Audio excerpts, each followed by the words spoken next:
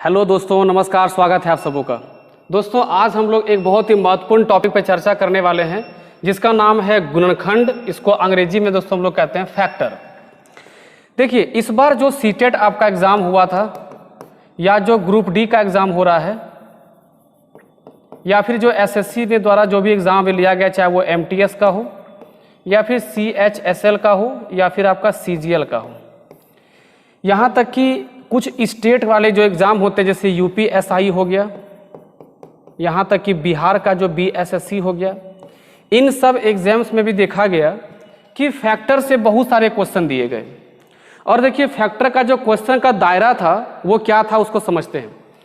Factor का जो question का दायरा होता है वो कुल 5 दायरों में है। आपको देखिए यहाँ 4 दिख रहा होगा, संख्या निकालने, विषम गुणनखंड निकालने, सम गुणनखंड निकालने के लिए और गुणज गुणनखंड निकालने के लिए। इसमें एक और आता है आपका जैसे धनात्मक गुणनखंडों का योग, धनात्मक गुणनखंडों का योग, और इस पर हम वीडियो पहले ही बना करके डाल चुके हैं। इसका हम लिंक डिस्क्रिप्शन में डाल देंगे दोस्तों, आप उसको जरूर देख लीजिएगा। इस वीडियो के लेकिन बाद देखिएगा ताकि पहले इसमें आपको पूरा बेसिक हम समझा दें कि गुणनखंडन या फिर गुणनखंड क्या होता है, फैक्टर क्या होता है, सम विषम क्या होते हैं, सम विषम फैक्टर कैसे निकालते हैं, उसके बाद आप चलेंगे आगे। आपको हम देखिए इसमें जो क्वेश्चंस की संख्या है आप देख पा रहे हो कि इसमें इतने सारे क्वेश्चन अभी आपको सॉल्व करना है।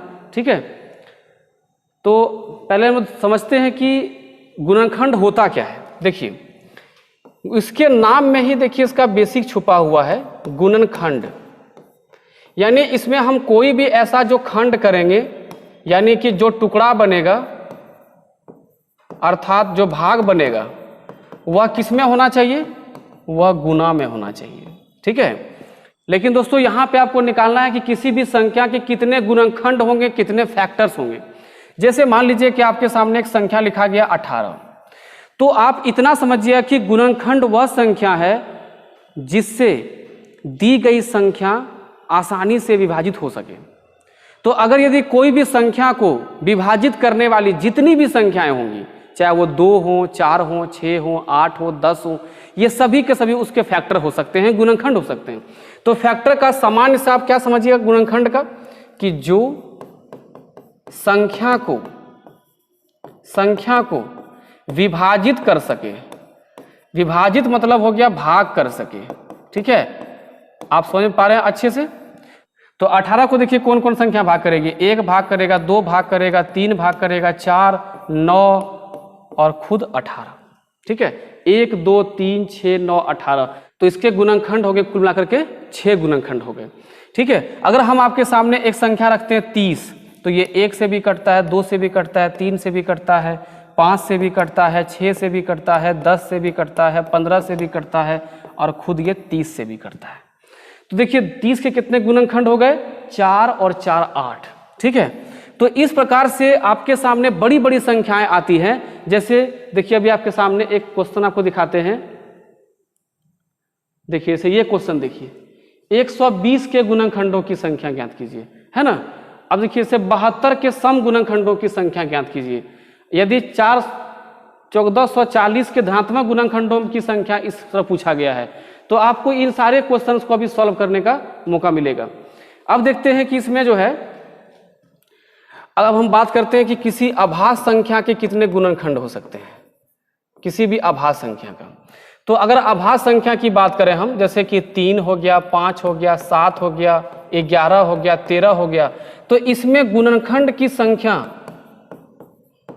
हमेशा आपको 2 ठो मिलेगा, हमेशा 2 मिलेगा। जैसे आप लिखते हैं 13, तो 13 या तो 1 से कटेगा या तो 13 से कटेगा। लिखते हैं 7, तो 7 या तो 1 से कटेगा या तो 7 से कटेगा। तो अगर इनको बात की जाए कि अभाज्य संख्याओं के गुणनखंड की बात की जाए, तो वो हमेशा आपको 2 मिलने वाले हैं। लेकिन अगर इसी अभाज्य संख्या के वर्गों की बात की जाए, जैसे 3 का वर्ग दोस्तों कितना होगा, 9, 5 का वर्ग होगा 25, 7 का वर्ग होगा 49, 11 का वर्ग होगा 121, 13 का वर्ग होगा 169। अगर 9 का पूछे गुणनखंड कितने होंगे, तो ये 1 से कटेगा, 3 से कटेगा और 9 से कटेगा। ध्यान दीजिएगा, 1 से कटेगा, 3 से कटेगा और 9 से कटेगा। 25 का कितना होगा बताइए? 25 1 से कटेगा, 5 से कटेगा, खुद 25 से। 49 देखिए, 49 कटेगा, 1 से कटेगा, 7 से कटेगा, 49 से। तो यहाँ आप एक चीज गौर कर पा रहे होंगे कि अगर किसी आभास संख्या की बात की जाए तो आभास संख्या के वर्गों का जो गुणनखंड होता है उसमें संख्या हमेशा 3 देखने को मिलेंगी आपको। तो यहाँ से भी आप एक बात लिख के रखिएगा कि आभास संख्याओं के वर्गों का गुणनखंड जो होती है उसके संख्याएं हमेशा 3 होती हैं, यानी इसके फैक्टर कितना होंगे? हमेशा 3 होंगे। ठीक है दोस्तों, समझ में आ रहा है? तो अब ये देखते हैं कि अगर यदि हमको समझना हो कि ये इतने संख्याएं कैसे आते हैं, जैसे मान लीजिए हम बात करते हैं 24, तो 24 को 1 काटता है, 2 काटता है, 3 काटता है, 4 काटता है, 6 काटता है, 8 काटता है, 12 और खुद 24। तो इतनी सारी संख्याएं वो बना। तो अगर हम छोटी संख्या देख रहे हैं तो इसमें देखिए आपको 4 4 8 वो क्या मिल गया? आपको फैक्टर्स मिल गए, गुणनखंड मिल गए। अगर ये संख्या बहुत बड़ी हो जाए, 468 हो जाए, 1200 हो जाए, 1440 हो जाए, 72 हो जाए, तो इतनी बड़ी बड़ी संख्याओं में हम गुणनखंडों की संख्या कैसे निकालेंगे? तो सबसे पहले देखिए इसका बेसिक समझते हैं। 24 को 2 दूनी 4, 4 दूनी 8, 8 तिया 24। अब देखिए क्या इसको हम लिख सकते हैं कि 2 का क्यूब गुने 3, ये 24 हो गया। तो देखिए 2 का क्यूब जो एक्चुअल में जो कैसे ये फैक्टर बना, कैसे देखिए ये सारे फैक्टर बनेंगे उसको समझिएगा। 2 का क्यूब मतलब कि 2 पे पावर 0, 2 पे पावर 1, 2 पे पावर 2 और 2 पे पावर 3। ठीक है, और 3 पे पावर यहाँ पर 1 है, मतलब कि 3 पे पावर 0 और 3 पे पावर 1। ठीक है, अब आप जानते हैं कि किसी भी संख्या में पावर अगर यदि 0 आता है तो उसको हम 1 लिख सकते हैं, तो इसको लिखेंगे 1, इसको लिखेंगे 2, 2 पावर 2 को लिखेंगे 4 और 4 पे पावर 3 को लिखेंगे 8, और 3 पे पावर 0 को लिखेंगे 1 और 3 पावर 1 का लिखेंगे 3। अब देखिए कि संख्याएं कैसे बना, हर एक संख्याओं से उधर गुना करना होगा। 1 गुने 1 देखिए 1 मिल गया, 1 गुने 3 देखिए 3 मिल गया, 2 गुने 1 देखिए 2 मिल गया, और 2 गुने 3 देखिए 6 मिल गया, 4 गुने 1 4 मिल गया, 4 तिया 12 मिल गया, 8 गुने 1 8 मिल गया, 8 तिया 24 मिल गया। यानी कि जो फैक्टर्स की संख्या होती है वो उसका जो अभाज्य गुणनखंडन आप करते हैं उसके पावर पर निर्भर करता है ना दोस्तों, उसके पावर पर निर्भर करता है। तो यहीं से अब एक ट्रिक बनेगा, ध्यान दीजिएगा, यहां से एक ट्रिक निकलेगा। ट्रिक ये होगा कि अगर हम 24 के गुणनखंडों की संख्या निकालना चाहेंगे, फैक्टर की संख्या निकालना चाहेंगे, तो हम डायरेक्ट यहां से निकाल सकते हैं। कैसे? 2 का क्यूब इंटू 3 का क्यूब। तो फैक्टर की संख्या यानी नंबर ऑफ फैक्टर्स यानी गुणनखंड की संख्या निकालने के लिए हमारे पास देखिए क्या रूल होगा। देखिए संख्याओं को जब आप तोड़ोगे तो इस तरह से ए बी सी डी के संख्याओं में टूटेगा, और ये ए बी सी डी सब के सब क्या होंगे? आभास संख्या होंगे। यहां देखिए ये ए हो गया, ये बी हो गया, बात समझ में आ रहा है। और इसके ऊपर देखिए पावर कुछ होगा, पी होगा, क्यू होगा, आर होगा, एस होगा, ऐसे जितने भी संख्याएं होंगे उसके ऊपर पावर जरूर होंगे। तो संख्या निकालने का जो ट्रिक होगा वो ये होता है कि जो पावर है सब में एक एक बढ़ाएंगे आप, और उसको आपस में गुना कर देंगे। ठीक है, जैसे अब इसकी संख्या निकालते हैं, किसका? 24 का संख्या निकालते हैं। तो यहां देखिए जहां पर ए है वहां पर क्या है? 2 है, कोई संख्या है ना भाई, ए कोई संख्या 2 है ना, और बी कोई संख्या 3 है ना। देखिए पावर यहां पर क्या है? 3, और यहां पावर क्या है? 1। तो बस खाली पावर को बढ़ाएंगे हम, 3 + 1, और यहां से 1 + 1, तो 3 + 1 4, और 1 गुने 1 2, सॉरी 1 + 1 2, तो 4 दूनी 8। देखिए कितनी संख्याएं हैं, इसके गुणनखंड 8 है। देखिए 8 मिल गया। आई बात समझ में? आइए एक क्वेश्चन और देखते हैं, इसमें आपको एक और चीज समझाते हैं। देखिए जैसे 48 का समझते हैं, 1 से कटेगा, 2 से कटेगा, 3 से कटेगा, 4 से कटेगा, 6 से कटेगा, 8 से कटेगा, 12 से कटेगा, 16 या 48 से कटेगा, 24 से कटेगा, और खुद 48 से कटेगा। तो इसमें देखिए गिनती करिए कितना है, 3, 3 6, 3 9, 1 10 ठो है। तो ट्रिक से इसका 10 आना चाहिए, क्योंकि देखिए ये जो छोटी संख्या है तो अभी हम आराम से इसका काउंटिंग बता पा रहे हैं और आपको लिख के दिखा पा रहे हैं। जब बड़ी संख्या का क्वेश्चन देंगे तो वहां पे ये टेक्निक सही नहीं होगा। तो अब इसका ट्रिक निकालना है किस से वो समझिए। देखिए सबसे पहले क्या करना है, 48 को तोड़ना है अभाज्य संख्याओं में। तो 2 दूनी 4, 4 दूनी 8, 8 दूनी 16, 16 तिया 48, ऐसे कर सकते हैं, ठीक है।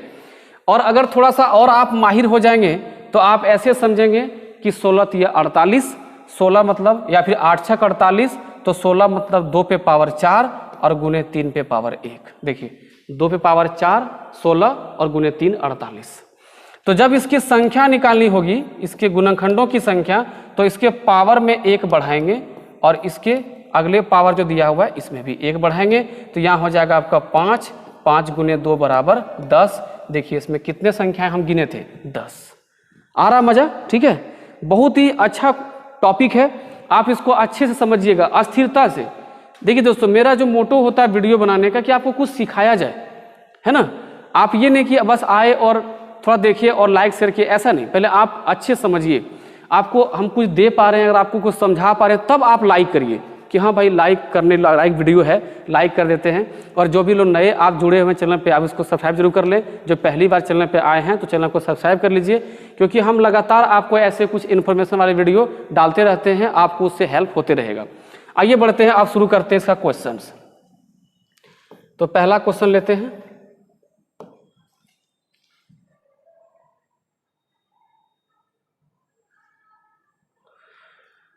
तो दोस्तों क्वेश्चन को पहले आप जो है सॉल्व करिए, अपने से आप अटेम्प्ट कर लीजिए, उसके बाद देखिए कि हम इसको किस प्रकार से सॉल्व करते हैं।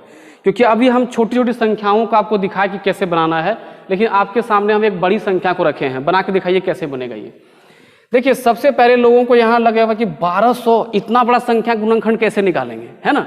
तो लेकिन इसको हम आराम से ये तो तोड़ सकते हैं भाई, 12 गुना 100 1200 हो गया, है कि नहीं। 12 को हम तोड़ सकते हैं 2 दूनी 4 और 4 तिया 12। 100 को तोड़ सकते हैं 2 दूनी 4 और 4 पंचे 20 और 20 पंचे 100। तोड़ दिए भाई, यहाँ 100 तोड़ दिए और यहाँ 12 तोड़ दिए, हो गया 1200। गुना में ना 1200 हो गया। अब देखिए 2 कितने हैं, यहाँ से 2 है आपका, देखिए 2 है, 2 और 2 4, 2 पे 4 हो गया। 3 कितने हैं, 3 1 ठो है, और 5 कितने हैं, 5 2 ठो है। तो जब इसकी संख्या निकालनी होगी, देखिए क्या करेंगे हम, पावर को 1 1 बढ़ाते चले जाएंगे। 4 1 5, 1 और 1 2 हो गया, 2 और 1 3 हो गया। तो 5 दूनी 10 और 10 गुने 3 बराबर 30। देखिए 30 के ऑप्शन में है, ऑप्शन नंबर ए में दिया हुआ है। बहुत ही अच्छा क्वेश्चन था, बहुत ही आसानी से बन गया। आइए बढ़ते हैं अगले क्वेश्चन में। मजा आ रहा कि नहीं? अब जब मजा आए तो आप कमेंट जरूर करिए कि कैसा लग रहा है आपको वीडियो। देखिए ये सवाल तो भाई आपका जो अभी चल रहा था ग्रुप डी का एग्जाम जो चल रहा है दोस्तों, उसके लिए। और इस बार कैसा क्वेश्चन पूछा है ग्रुप डी में, आगे भी आपको और भी क्वेश्चन देखने मिलेगा। सीटेड कैसे क्वेश्चन पूछती है, रीट कैसे क्वेश्चन पूछती है, यूपी टेट कैसे क्वेश्चन पूछती है, वो सब भी आपको देखने मिलेगा। आपको अभी आगे आपको यूपी का भी क्वेश्चन दिखाएंगे। संख्या 72 के सम गुणकों या सम गुणनखंडों, देखिए गुणकों या गुणनखंडों दोनों को एक ही समझिएगा कि संख्या क्या है। अंग्रेजी में दोस्तों इसको क्या बोलते हैं, फैक्टर्स, ठीक है। अब यहाँ लोग को परेशानी है कि इसका गुणनखंड तो 1 तो कटेगा, 1 से भी कटेगा, 3 से भी कटेगा, 2 से भी कटेगा, सम विषम सबसे कट रही है, तो हमको केवल सम गुणनखंड चाहिए भाई। तो आप क्या करेंगे, सबसे पहले 72 को इस तरह से तोड़ लेंगे। ध्यान दीजिएगा, अगर यदि सम संख्या की चर्चा की जाए दोस्तों, तो सम संख्या क्या होता है, जो 2 से कटता है, यानी कि जो 2 से गुना हो जाए, हो करके आए। किसी भी संख्या को 2 से गुना कर दो, वो क्या होगा बताओ, सम संख्या होगा। क्योंकि 2 का गुना होना मतलब कि वो 2 से कटेगी, तो वो संख्या सम अपने आप हो ही जाएगी। तो आप क्या करेंगे, जब भी किसी भी संख्या का सम गुणनखंड निकालने बोले, सबसे पहले 2 को आप साइड करेंगे, ठीक है।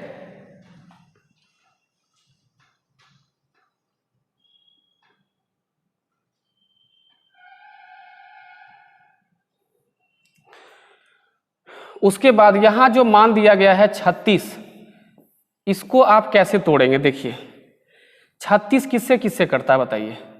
36 का कितने होंगे फैक्टर? तो 36 के फैक्टर होंगे कितना जगह देखिए, 36 को लिखेंगे 4 गुने 9, 4 को लिखते हैं 2 का स्क्वायर और 9 को लिखते हैं 3 का स्क्वायर। तो यहाँ से जो नंबर होगी, जो संख्या होगी फैक्टर की 36 का, वो होगा 2 का हो जाएगा आपका 3, ठीक है, क्योंकि 1 बढ़ा दिए हैं। चलिए अब स्टेप नहीं गैप करते हैं ताकि आपको दिक्कत नहीं हो। 2 + 1 और यहाँ पे 2 + 1, यानी ये हो गया 3 गुने 3 9। अगर 36 के 9 फैक्टर हैं, ध्यान सुनिएगा, अगर 36 के 9 फैक्टर हैं तो वो सब 9 के 9 फैक्टर 2 से गुना होंगे, है ना। 9 फैक्टर क्या होंगे? 2 से गुना होंगे, और जो विषम भी होगा वो भी सम बन जाएगा, और जो सम होगा वो तो सम बन ही जाएगा। कैसे? आप देखिए 3 क्या दोस्तों, 3 है विषम संख्या, उसको 2 से गुना करो, सम बन गया।